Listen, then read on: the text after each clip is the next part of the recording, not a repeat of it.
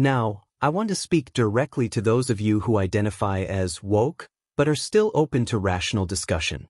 I know you are a rare breed because one of the key principles of wokeness is that feelings take precedence over facts. But I believe in you. I believe there are some among you who are willing to engage with reasoned arguments. So let me make one. We are constantly told that your generation cares more than any other about climate change. Many of you even suffer from climate anxiety. You desperately want to save the planet. And for tonight, just for tonight, I will stand with you. I will bow at the altar of Saint Greta, our patron of climate consciousness. Let us all solemnly accept that we are in the midst of a climate emergency and that polar bears are on the brink of extinction. I'm with you. But now, let's address the real question. What can we actually do about it? The hard truth is this. The UK is responsible for just 2% of global carbon emissions. Even if Britain were to disappear into the ocean tomorrow, it would make virtually no difference to the trajectory of climate change.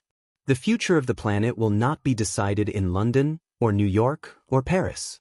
It will be decided in Asia and Latin America, by billions of people who do not have the luxury of prioritizing climate activism over survival.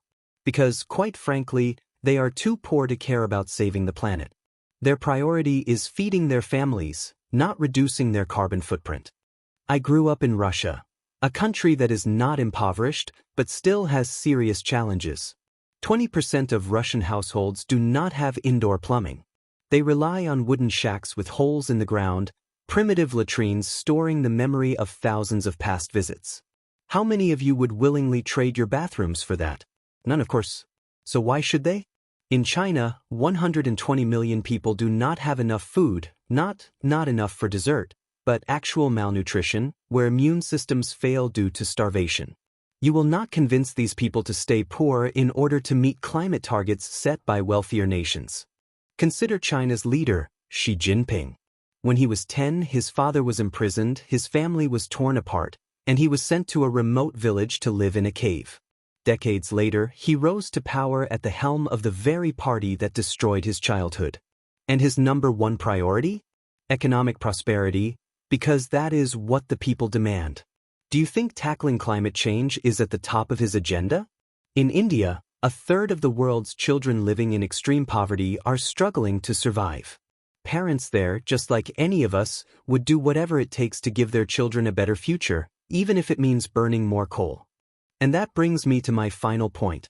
The only realistic way to combat climate change is through scientific and technological breakthroughs that make clean energy both sustainable and affordable. You cannot solve this problem by gluing yourself to the pavement or throwing soup at paintings. The real solution lies in innovation, in building, in creating. Yet wokeness has taught too many young minds that their role is to protest, to complain, to claim victimhood instead of taking action. But the truth is, if you want to change the world, you need to do more than demand it, you need to build it. Thank you.